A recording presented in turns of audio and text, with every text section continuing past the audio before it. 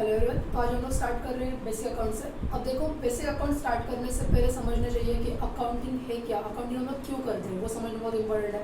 फिर उसके बाद ही अकाउंट्स के बेसिक टर्म्स सीखने में मजा आएगा।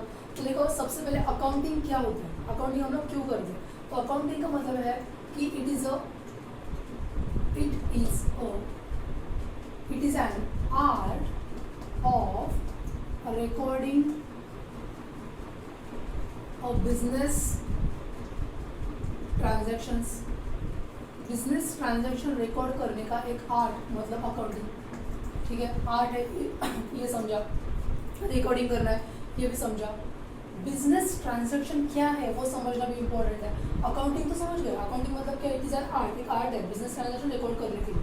तो मुझे ये समझ में आना चाहिए कि बिजनेस ट्रांजैक्शन क्या है। ठीक है, तो बिजनेस क्या है, बिजनेस मतलब क्या, बिजनेस मतलब एक कंटिन्यूस चलने वाली प्रोसेस। कंटिन्यूस प्रोसेस किस चीज़ की, जिसमें मैं क्या करूँगी, ट्रेडिंग करूँगी। ट्रेडिंग करने के लिए जो एक कंटिन्यूस प्रोसेस है उसको मैं बिजनेस बोलती हूँ। मतलब क्या, जैसे कि फॉर एग्जांपल मेरा मोबाइल शॉपिंग का बिजनेस है। मैं क्या करती हूँ, मोबाइल शॉपिंग का वाला बिजनेस है। उस मोबाइल शॉपिंग में मैं मोबाइल लेती हूँ और मोबाइल मेरे शॉप में लाके वो शॉप में मोबाइल लाती हूँ और फिर उसके बाद बेचती हूँ। मतलब इस केस में मैं मोबाइल ला रही हूँ और मोबाइल बेच रही हूँ, मोबाइल ला रही हूँ और बेच रही हूँ। तो इस चीज़ में जो मोबाइल में ला के बेच रही हूँ, मतलब मैं मोबाइल क्यों ला रही हूँ, यूज़ करने के लिए नहीं ला रही हूँ, मैं मोबाइल सेल करने के लिए आ रही हूँ। मतलब क्या, मैं बोलूँगी इसको, ट्रेडिंग को रिसेल। मतलब जो मोबाइल में बिजनेस में ला रही हूँ वो क्यों ला रही हूँ, रिसेल करने के लिए आ रही हूँ। मतलब मेरा बिजनेस कौन सा है, इस केस में मेरा बिजनेस कौन सा है, मोबाइल शॉपिंग का बिजनेस है। क्यों, क्योंकि मैं मोबाइल किस चीज़ के लिए लाया था, रिसेल करने के लिए, सिंपल।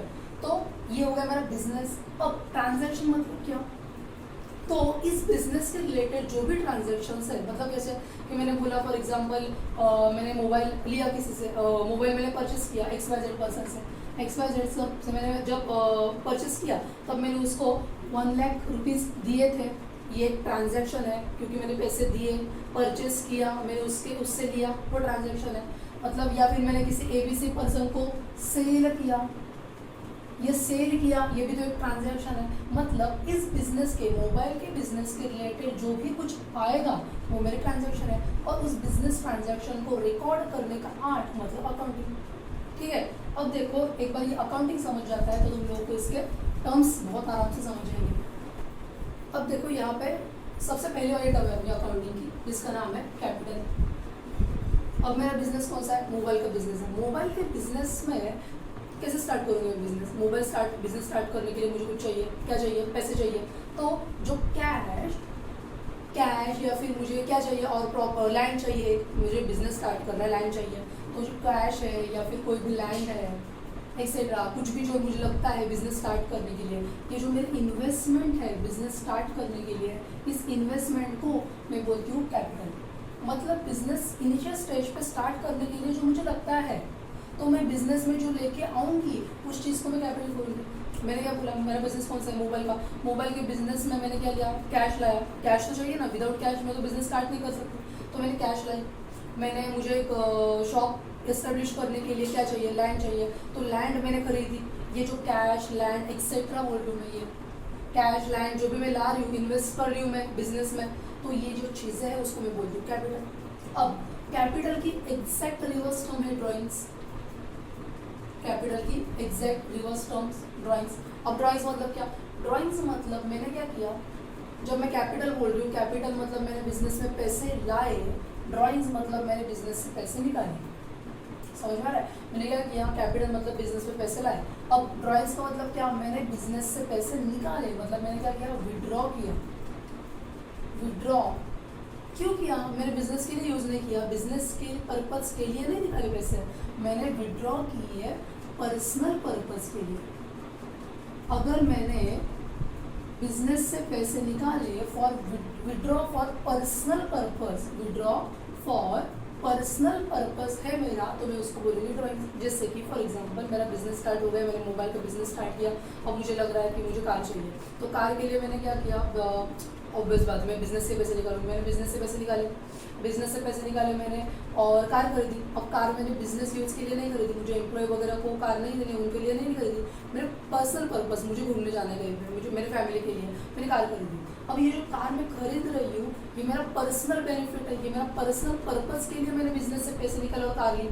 मतलब ये जो कार मैंने खरीदी, जो पैसे मैंने निकाले कार लेने के लिए, जो पर्सनल पर्पस मैंने फुलफिल किया उसके लिए जो मैंने लिया उसको मैं बोलती हूँ ड्राइंग्स। मतलब कैपिटल के एग्जैक्ट रिवर्स टर्म हो गई है। अब देखो थर्ड टर्म हम लोग सीखेंगे गुड्स। अब गुड्स मतलब क्या? गुड्स मतलब ऐसी चीज़, गुड्स मतलब जिसमें मैं ट्रेडिंग कर रही हूँ। मेरा बिजनेस कौन सा है? मोबाइल का बिजनेस। देखो हम लोग आज से लेकर लास्ट तक बस मोबाइल का बिजनेस लेके चलेंगे, तुम लोग समझ जाओगे आराम से। मेरा बिजनेस कौन सा है? मोबाइल शॉपिंग के बिजनेस में मैं मोबाइल ला रही हूँ और मोबाइल बेच रही हूँ। तो ये जो मोबाइल ला के मैं बेच रही हूँ, ये जो मोबाइल है मोबाइल, उसमें बोलती हूँ गुड्स। मतलब जिसमें मैं ट्रेडिंग करती हूँ, ऐसी कुछ चीज़, ऐसी कुछ थिंग जो मैं क्या करती हूँ, लाती हूँ बेचने के लिए फॉर रीसेल पर्पज। मतलब क्या, मैंने कुछ खरीदा, क्यों खरीदा? मुझे बेचना था इसलिए खरीदा। मतलब नॉर्मल पर्सन क्या करेगा, जिसका बिजनेस मोबाइल का नहीं है वो क्या करेगा? मोबाइल लेगा, क्यों लेगा? क्योंकि उसको यूज़ करना है।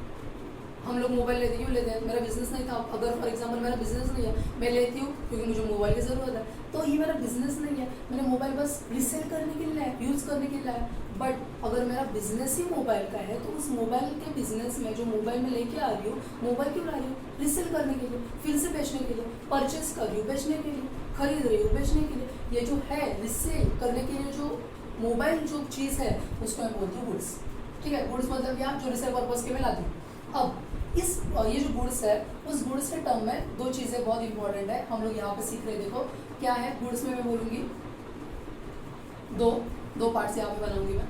एक बोलूँगी परचेस और एक बोलूँगी सेल्स। अब देखो मैंने गुड्स मतलब क्या, इस केस में मेरे एग्जांपल क्या रहता हम लोगों ने, मोबाइल का बिजनेस मेरा, तो मतलब मेरे जो गुड्स है वो कौन से है? Mobile is a goods, mobile मेरे गुड्स है। अब देखो मैं मोबाइल जो खरीद रही हूँ, उसको मैं बोलती हूँ परचेसेस। मतलब मैंने गुड्स परचेस किए, मोबाइल क्या है? गुड्स है, तो मैंने मोबाइल परचेस किए, मतलब मैंने गुड्स परचेस किए। तो गुड्स परचेस किए ऐसे हम लोग अकाउंटिंग में नहीं बोलते, हम लोग उसको परचेसेस बोलते हैं। ठीक है, हम लोग क्या बोलते हैं उसको? परचेसेस। और जो मोबाइल में सेल कर रही हूँ, जो गुड्स में सेल कर रही हूँ, उसको सेल गुड्स नहीं बोलते या फिर गुड्स सोल्ड नहीं बोलते, उसको हम लोग सेल्स बोलते हैं। बस मैंने क्या किया, परचेस किया आगे एस लगाया और सेल किया आगे एस लगाया, मतलब परचेसेस और सेल्स। और देखो इस परचेस कैसे भी हो सकता है, मैंने XYZ पर्सन से अगर मैंने परचेस किया तो वो कैश परचेस भी हो सकता है, मतलब मैंने उसको तुरंत पैसे दे दिए, पॉसिबल है। मैंने उसको 1 लाख के मोबाइल लिया और उसको मैंने पैसे दिए, मतलब क्या हुआ, ये मेरा कैश परचेस हो गया।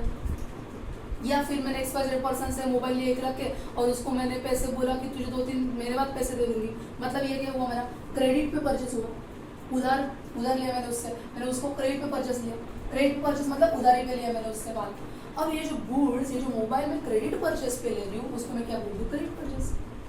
सिंपल ना, इसको मैंने बोला कैश परचेस या फिर क्रेडिट परचेस, कुछ भी हो सकता है, सेम भी हो सकता है। अगर कोई पर्सन जो कस्टमर है उसको मैं कैश से भी कर सकती हूँ, मतलब उससे पैसे ले लूँगी। अभी उसको एक मोबाइल चाहिए, मैंने बोला कैश दे दे और ले ले। और कोई भी कस्टमर ऐसे होता है कि वो बार मेरे पास आता है, तो हम लोग क्या करते हैं उसको, अच्छा ठीक है, तो एक बार आया था ना, दूसरी बार आया, तीसरे, मतलब ये रिलेशन मेरे अगर उसके साथ अच्छे खासे मेंटेन हो गए तो हम लोग उसको उधारी पे भी सेल करते हैं, मतलब बाद में उससे पैसे ले सकते हो। तो मतलब ये क्या हो गया मेरा क्रेडिट सेल, मतलब सेल भी क्रेडिट हो सकता है, कैश भी हो सकता है, परचेस भी हो सकता है। परचेस भी कैसे होगा, कैश भी हो सकता है और क्रेडिट भी हो सकता है। अब ये जो cash purchase, credit purchase, cash से क्रेडिट से, ये हो गए मेरे सेल्स के रिलेटेड और परचेस के रिलेटेड टर्म्स। अब यहाँ पे एक चीज़ एडिशनल हम लोग सीखेंगे, वो देखो क्या, मैंने कैश परचेस किया, उसको कैश परचेस ही बोलेंगे। बट मैंने किसी से जब क्रेडिट पे मैं परचेस करती हूँ, देखो मैं क्या बोल रही हूँ, बहुत आराम से समझो। यहाँ पे अगर मैंने किसी से क्रेडिट पे परचेस किया जैसे कि मैंने एग्जांपल क्या बोला था, मैंने XYZ पर्सन से क्रेडिट पे परचेस किया, 1 लाख के मोबाइल लिया उससे, और मैंने उसको बोला तुझे 2-3 महीने बाद मैं पैसे दे दूंगी, मतलब मैंने उधार में उससे मान लिया, अभी मोबाइल किससे क्रेडिट पे ले लिया। अब जो ये क्रेडिट पे मैंने उससे परचेस किए हैं मोबाइल, तो XYZ पर्सन जो मेरा है जिससे मैंने क्रेडिट पे परचेस किए, वो पर्सन को मैं क्या बोलती हूँ पता है, क्रेडिटर्स। देखो मैं क्या बोल रही हूँ, मैंने जिससे क्रेडिट पे परचेज किया, इस केस में मैंने XYZ पर्सन से क्रेडिट पे परचेज किया, तो उस XYZ पर्सन को मैं बोलूंगी क्रेडिटर्स। ठीक है, मतलब ये अपनी कितनी कौन सी टर्म हो गई, 4th नंबर की टर्म हो गई, समझ में आ रहा है। और मैंने अगर ABC पर्सन को, अभी कैसे बोलेंगे उसको कुछ नहीं बोलेंगे, बट अगर मैंने किसी पर्सन को, ABC पर्सन फॉर एग्जांपल, उस ABC पर्सन को मैंने क्रेडिट पे सेल किया, तो जिसको मैंने क्रेडिट पे सेल किया, अगर फॉर एग्जांपल ABC पर्सन है, उसने मुझसे क्या किया, 50,000 की मोबाइल लेके गए, तो 50,000 के मोबाइल लेने के बाद उसने मुझे बोला कि मैं 2-3 महीने के बाद पैसे दे दूंगा, मतलब उसने मुझे क्या किया, क्रेडिट पे जाके सेल किया, तो मैंने उसको क्रेडिट पे सेल किया। जिस पर्सन को मैंने क्रेडिट पे सेल किया, उस पर्सन को मैं बोलती हूँ डेटर। समझ में आ रहा है, क्या बोलते हैं इसको, डेटर। जिसको मैंने क्रेडिट पे सेल किया वो डेटर, जिससे मैंने क्रेडिट पे परचेज किया वो पर्सन क्रेडिटर। मतलब हमने कौन सी टर्म सीखी, 3rd के साथ साथ 4th भी सीखी, 5th भी सीखी। ठीक है, ये हो गए क्रेडिटर्स और डेटर्स।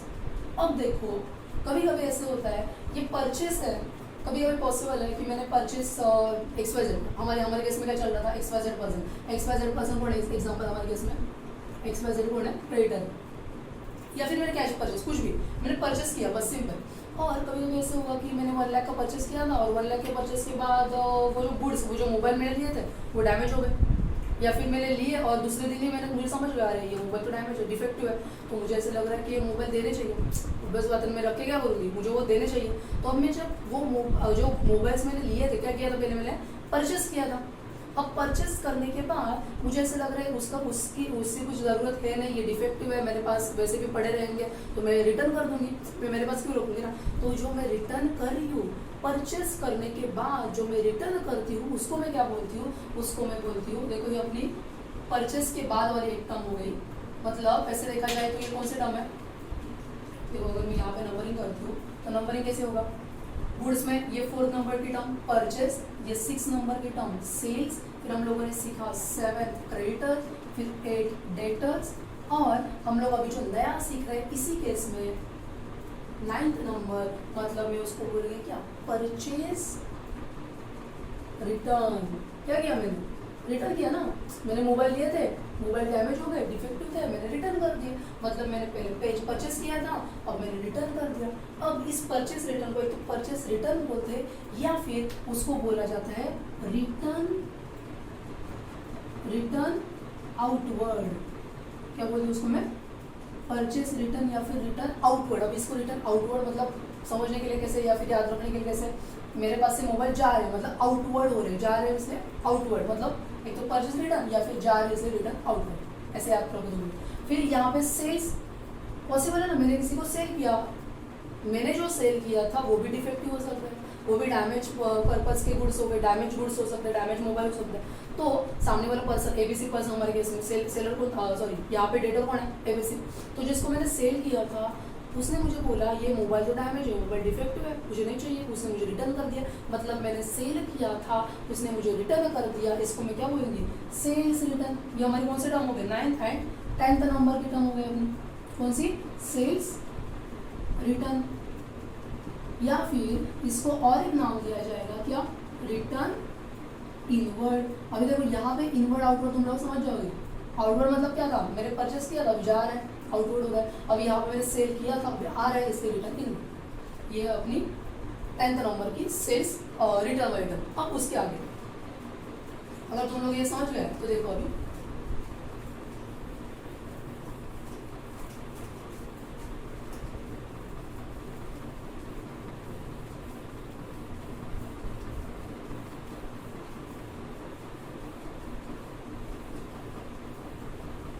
इलेवेंथ नंबर की नेक्स्ट टर्म लोग यहाँ पे सीखेंगे, और एक चार्ट बनाएंगे यहाँ पे, इसका नाम है असेट्स।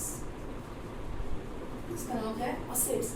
अब असेट्स मतलब क्या, इसको मैं बोलती हूँ ओन प्रॉपर्टी। क्या बोलती हूँ मैं उसको, मेरी खुद की प्रॉपर्टी, जिससे मेरे अकेले का हक है, उससे मतलब ये मैंने खरीदा, ये बस मेरा है, कोई और नहीं ले सकता, ये मेरी खुद की प्रॉपर्टी है, ठीक है। मतलब ये मेरी ओन प्रॉपर्टी मतलब क्या है, मेरी खुद की प्रॉपर्टी है, इसको मैं बोलती हूँ असेट, जो मुझे फ्यूचर में बेनिफिट देती है, जो मुझे फ्यूचर में क्या करती है, बेनिफिट देती है। मेरी खुद की प्रॉपर्टी मुझे फ्यूचर में क्या करती है, बेनिफिट देती है, उसको मैं क्या बोलती हूँ, असेट बोलती हूँ। अब देखो यहाँ पे ओन प्रॉपर्टी और फ्यूचर बेनिफिट, और साथ ही साथ मैं इसको बोलूँगी ये नॉट फॉर सेल पर्पस, ये भी मैं उसको बोलूँगी। जैसे कि यहाँ पे हम लोगों ने जो गुड्स देखा था, गुड्स मोबाइल गुड्स, ये हम लोगों ने जो देखा था वो मैंने क्या लिया था, सेल करने के लिए। अब जो मैं खरीदने वाली हूँ, अभी हम लोग एग्जाम्पल समझेंगे, अब जो मैं खरीदूंगी वो सेल करने के लिए ले लूँगी। अब सेल करने के लिए क्या लेते हैं हम लोग, उसको हम लोग बस गुड्स बोलते हैं और कुछ नहीं बोलते। अब असेट मतलब क्या हम लोग सीखेंगे, बट सबसे पहले ये मेरी खुद की प्रॉपर्टी है और ये फ्यूचर बेनिफिट देगी और ये मुझे सेल नहीं करनी है। अब देखो यहाँ पे क्या है, एग्जाम्पल के साथ साथ हम लोग एक चार्ट भी देखेंगे। एक चार्ट यहाँ पे बनेगा, पहला नॉन करंट असेट। असेट्स में तीन टाइप्स, एक नॉन करंट असेट, एक है तुम्हारा करंट असेट और एक है फिक्टिशियस असेट, फिक्टिशियस असेट्स।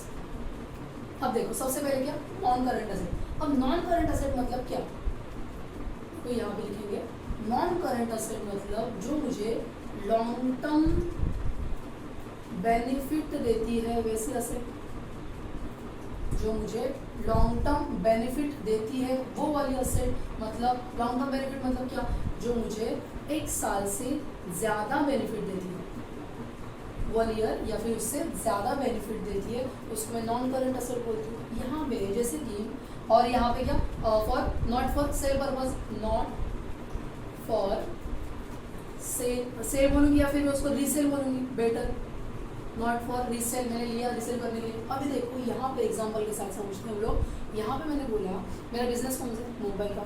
इस मोबाइल के बिजनेस में मुझे चाहिए फर्नीचर क्यों लगता है, मुझे टेबल चाहिए, चेयर्स चाहिए। तो ये टेबल चेयर जो फर्नीचर मैं खरीद रही हूँ, मैंने बेचने के लिए नहीं खरीदा। अब मेरे मोबाइल शॉप में अगर एक कस्टमर आता है और उसने ये मुझे बोलेगा क्या कि ये मुझे ये चेयर चाहिए, नहीं ना, ये चेयर तो मेरी खुद की है, मैं उसको दूंगी भी नहीं। मैंने उसको बोला तो कौन से शॉप में आया, तो मोबाइल शॉप में आया, तो मोबाइल लेके जाना। तो मतलब क्या वो मुझे मांगेगा भी नहीं, मैं दूंगी भी नहीं। तो जो सेल करने के लिए नहीं है उसको मैं असेट बोलती हूँ, नॉन करंट असेट बोलती हूँ। मतलब जो ये फर्नीचर, ये टेबल, ये चेयर मैंने क्यों लिया था, मेरी ओन प्रॉपर्टी है, मेरे खुद के लिए लिया था, बेचने के लिए नहीं लिया था। तो जो ये फर्नीचर मैंने लिया था, ये फर्नीचर क्या है, नॉन करंट असेट है। और ये मुझे क्या बेनिफिट देगा, फ्यूचर में बेनिफिट देगा। मैंने आज टेबल चेयर लिया, एक साल के अंदर बेचने के लिए नहीं लिया मैंने, मेरा इंटेंशन नहीं है बेचना। मतलब अगर खराब होता है तो बेच दूंगी मैं, वो अलग बात है, बट मेरा इंटेंशन क्या है, ये मुझे लॉन्ग टर्म बेनिफिट देगा। या फिर मैंने लैपटॉप लिया, मुझे बिलिंग करना है, मुझे प्रिंटर चाहिए, तो मैंने लैपटॉप लिया या फिर प्रिंटर लिया। क्यों, क्योंकि मुझे कस्टमर के लिए लग रहा था, मुझे अकाउंटिंग करने से मुझे लैपटॉप भी लग रहा था। तो ये जो मुझे क्या है, ये मेरा फ्यूचर बेनिफिट है, मुझे लॉन्ग टर्म बेनिफिट देगा। तो ये सारी चीज़ें जो मुझे लॉन्ग टर्म बेनिफिट देती है उसको मैं नॉन करंट असेट बोलती हूँ, ठीक है। ये नॉन करंट असेट हो गई। अब देखो इस नॉन करंट असेट में और कुछ पार्ट्स है, हम लोग आगे भी देखेंगे अलग अलग पार्ट्स, बट यहाँ पे इतना ही समझ लो कि नॉन करंट असेट मतलब क्या, जो मुझे लॉन्ग टर्म बेनिफिट देती है और 1 साल से ज़्यादा वाला बेनिफिट देती है, ठीक है, और जो रीसेल पर्पज के नहीं है। अब देखो यहाँ पे करंट असेट, करंट असेट मतलब क्या, करंट असेट मतलब यहाँ पे नॉन, यहाँ पे करंट, मतलब समझ रहे हो तुम लोग, एग्जैक्ट रिवर्स टर्म, मतलब जो शॉर्ट टर्म बेनिफिट के लिए, short term use, short term benefit. Short term मतलब क्या, ये 1 साल से ज़्यादा, 1 साल से कम, 1 साल से कम। जैसे कि यहाँ पे, और एक सबसे इम्पोर्टेंट बात यहाँ पे प्लस मैं बोलूँगी, यहाँ पे इजीली कन्वर्टेबल इनटू कैश, जो कैश में बहुत इजीली कन्वर्ट होती है वो करंट असेट होती है। ये इंपॉर्टेंट है करंट असेट में सीखने के लिए। अब देखो जैसे कि एग्जांपल मैंने बोला, हम लोगों ने अभी सीखा, देखो डेटर्स, याद है तुम लोगों को डेटर्स। अब यहाँ पे समझ लो तुम लोग, डेटर्स मतलब जिसको मैंने सेल किया, मेरा कस्टमर था, ABC पर्सन बोले मेरा कस्टमर, उसको मैंने सेल किया था। उसको मैंने 50,000 का सेल किया था और उसने मुझे बोला 3 महीने बाद वो मुझे पैसे देगा। मतलब मुझे बाद में उससे 3 महीने के अंदर अंदर, मतलब 1 साल के अंदर अंदर पैसे आ रहे हैं। 3 मंथ्स मतलब 1 साल के अंदर अंदर उससे पैसे आ रहे हैं। अब मुझे वो जो डेटर है जो इजीली कन्वर्टेबल इनटू कैश है, आज मैंने उसको सेल किया, मोबाइल सेल किया, आज मुझे 1 रुपया भी उससे नहीं आया, बट 3 महीने बाद जो मुझे पैसे मिलने वाले हैं मतलब वो इजीली कन्वर्टेबल इनटू कैश है, बहुत इजीली कन्वर्ट हो रहा है। तो इसको मैं क्या बोलूँगी, इस डेटर को मैं बोलूँगी ये मेरा करंट असेट है। देखो कन्वर्ट भी हो रहा है इजीली और 1 साल के अंदर अंदर पैसे भी आ रहे हैं, इसलिए इजीली कन्वर्ट हो गए और मुझे बेनिफिट तो है ना, बेनिफिट तो है, मैंने सेल किया मतलब मेरे पास पैसे आएंगे, ये मेरा बेनिफिट है। अब या फिर उसको हम लोग डेटर्स के साथ साथ एक एग्जांपल भी देखो, स्टॉक। अब स्टॉक मतलब क्या, समझ थोड़ा सा, स्टॉक मतलब क्या, जो मैंने गुड्स लिए थे, मेरा मोबाइल का बिजनेस था, उस मोबाइल के बिजनेस में मतलब मेरे गुड्स, जो गुड्स है, जो मोबाइल है, वो मैंने परचेज भी किया, सेल भी किया।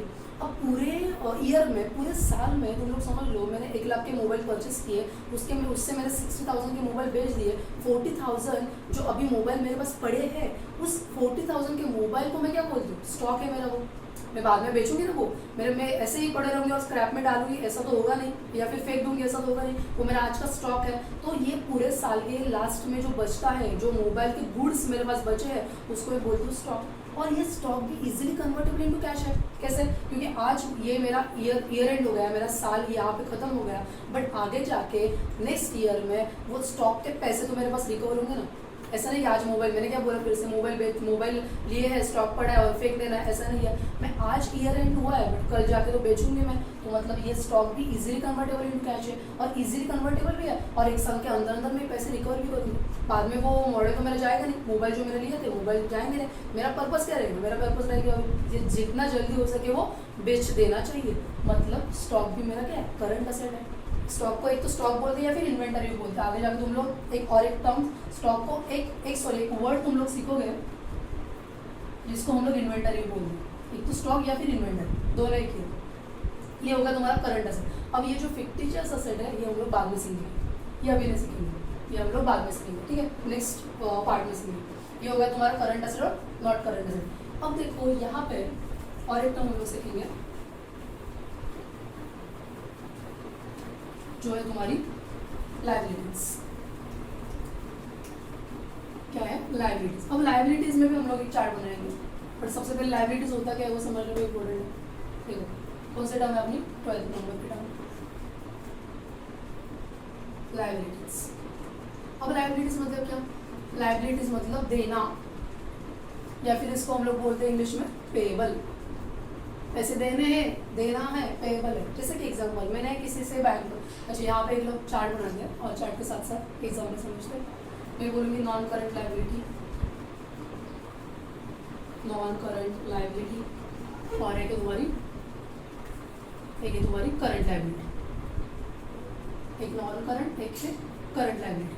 अब नॉन करंट लायबिलिटी मतलब क्या?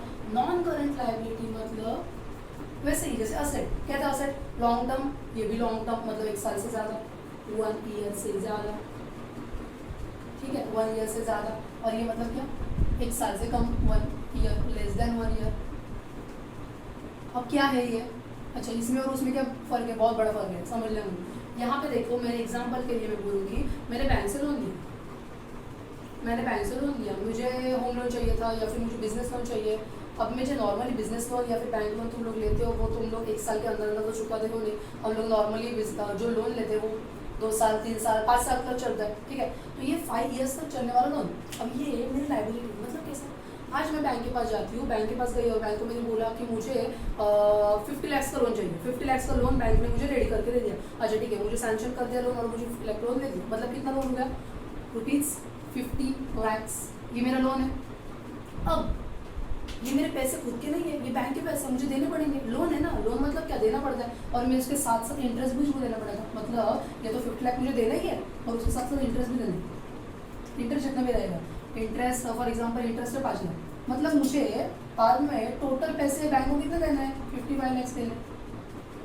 मतलब आज तो मैंने पैसे लिए बैंक से पैसे लिया, आज के लिए बेनिफिट हो गया और वो बेनिफिट मेरा बहुत साल तक चलेगा भी, 3, 4 साल, 5 साल तक चलेगा क्योंकि मैंने लिया है और मुझे इतनी जल्दी चुकाना नहीं था। तो ये 55 लाख जो मुझे देने पड़ रहे हैं, इसको मैं क्या बोलती हूँ? पेएबल है ना मेरे, इसको क्या बोलते हैं हम लोग? पेएबल है।